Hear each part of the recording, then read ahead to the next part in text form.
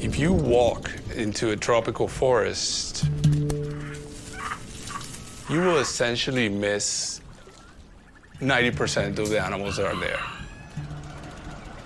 They hear things and smell things way before any of us can. They're aware of us much more than we are of them.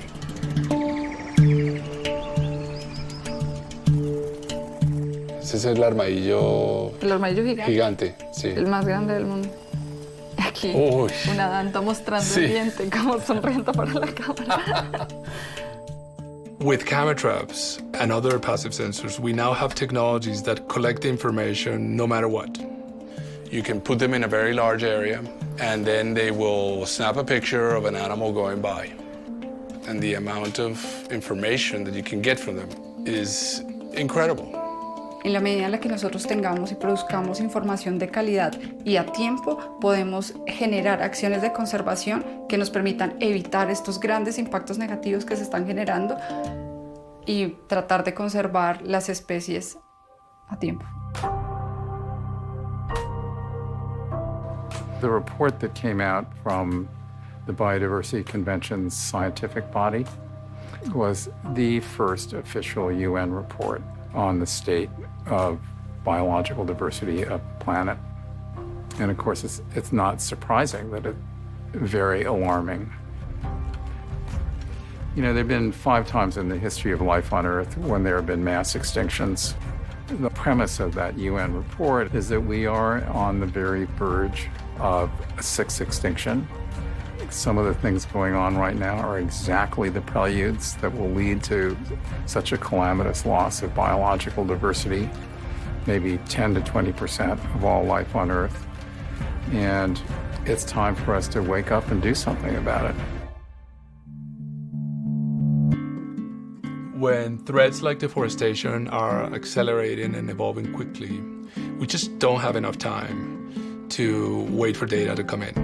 In one place that we were setting camera traps, we left the cameras for 1 month, and we get almost 150,000 pictures. And this is like the bottleneck that we have. We improved the system to collect the data, but we are quite slow in processing and analyzing this information.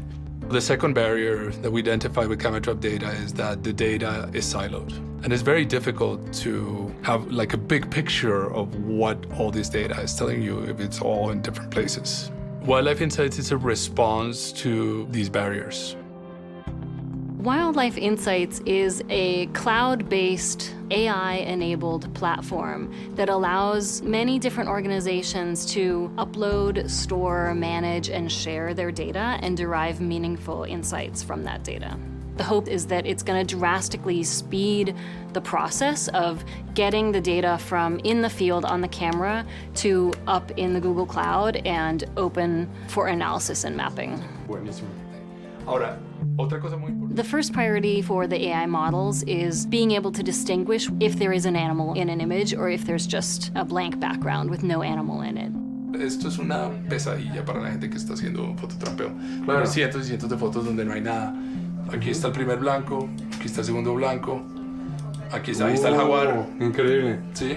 The second task is to do species classification and allow a researcher to filter through millions and millions of images and say, show me all the, greater bamboo lemurs or whatever species of their interest. Tenemos un mapa de riqueza de especies para el proyecto. Y aquí podemos ver cambios en las poblaciones de cada una de las especies. Y no sabemos si las áreas protegidas están siendo efectivas o no para proteger lo que dicen que deberían proteger. Exacto.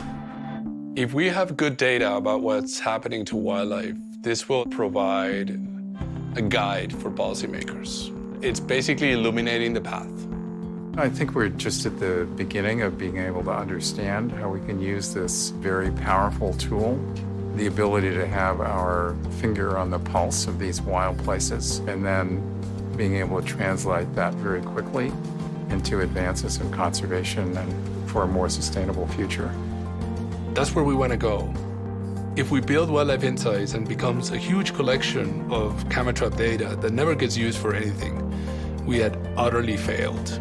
Change is what we're after.